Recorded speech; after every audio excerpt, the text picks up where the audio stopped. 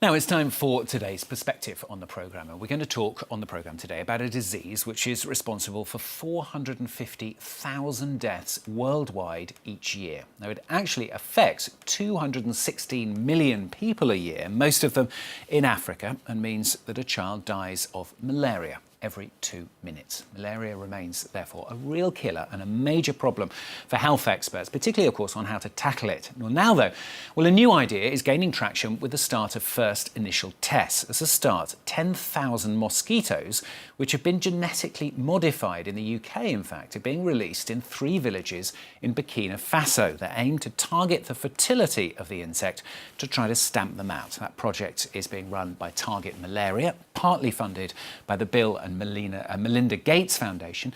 And with me from them is Delphine Thizy from Target Malaria. Thanks very much for being with us on the programme. Just explain to us, first of all, how on earth this works. Genetically modifying a mosquito, how does that actually tackle the problem?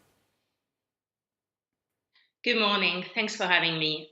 So malaria, as you said, is a really important disease these days, and there's a lot of issues around insecticide resistance with the current tools. So where modifying mosquitoes comes in is that it provides a complementary tool to what we already have. And the objective, as you stated, is to lower the number of the mosquitoes that act as a transmitter for the disease. So effectively, by releasing them, you're actually trying to ensure that the females are perhaps mating with a mosquito that can't mate back, if you like. Is that right? Yeah, so the ultimate goal is to develop a mosquito that, when it reproduces with the white type females, will bring the numbers down. And we'll try to do that in 2 ways: either to make the progeny mainly males, because only female mosquito bites, or, as you said, to affect the fertility of the females. But this is the long-term goals. Currently, we are in intermediary steps that are helping us to learn more about how these mosquitoes behave. And why are these steps necessary, do you think? So it's very important because one of the technology that we're using or we're planning to use in the future to reduce the population is called gene drive. And gene drive is a naturally occurring mechanism by which genes have the possibility to be passed at a really high frequency in their progeny. And this is, while it exists in nature, it's still something that researchers are learning about how to control it, how to develop it in a safe way in the labs. So before these can be evaluated in the field, we need to have gathered as much information as we can about how modified mosquitoes would behave in the field with mosquitoes that don't have these characteristics. So it's very important for learning, for the science, but it's also very important to create a possibility to engage with the communities and with the authorities of the countries. Now, of course, mention genetically modifying something, and immediately a lot of people get very nervous, don't they? I mean, how can you ensure that something like this is properly measured, properly controlled, that it's safe, particularly in the long term? Yeah, and I mean, and this is exactly why this is taking so long. So this project started about 13 years ago with lab research, and we're progressing really slowly and with steps to make sure that at each step we can learn, we can hear the concerns, we can do the appropriate risk assessment, and we can take our time to make sure that when things will be released, they are going to have more benefits in terms of malaria reduction than any potential risk.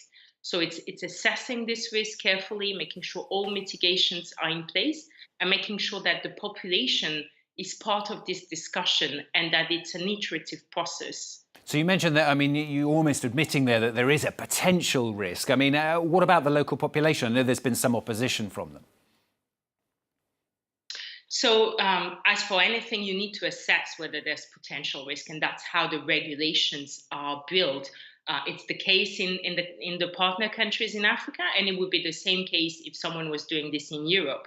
There are regulatory frameworks that require you to assess this risk as well as the benefits. In terms of the local population, in the villages where we work, for example, in Burkina Faso, We've been engaging them and working with the population for about 6 years now about what is malaria, what's the role of mosquitoes, what are genetically modified mosquitoes. So building this knowledge and this dialogue. And so far, we've had a really good understanding and a great trust relationship locally. Of course, that doesn't say there's no groups that are opposing, but overall, the majority of people in the country are supporting this.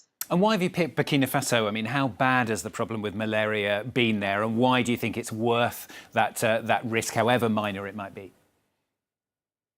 So we work in Burkina, Mali, and Uganda, and these three countries are sadly amongst the top 10 countries in terms of malaria infection and death. One of the reasons is they have very good vectors. The mosquitoes that are present in this country are incredibly good at transmitting the disease. And one of the reasons for that is both their density, but also the fact they have adapted very well to their environment and to the insecticides that's currently the main tool we are using. The other factor that made us choose these countries is the fact there are amazing scientists from these countries that are our partners on the project and that are effectively leading the project in the country. And you mentioned three countries there, presumably a lot of other countries and organisations right around the world really watching this project to see whether it can work. Yes, so there's a lot of dialogue happening, especially at the level of the continent, for other countries to understand what this technology is, how they can have a regional dialogue to make decisions. Because of course most of Southern Africa, Sub-Saharan Africa rather, is affected by malaria. So it's not for a single country only, but it potentially could be a continent-wide intervention. And other parts of the world are looking at this because it could be one of the first application of this technology, gene drive. And so people are looking to make sure that this is done carefully, that we're learning from this because there are other applications for other disease and for other human problems. Delphine Thizy, thanks very much for being with us on the programme, joining us there from Target Malaria. Thanks very much. That was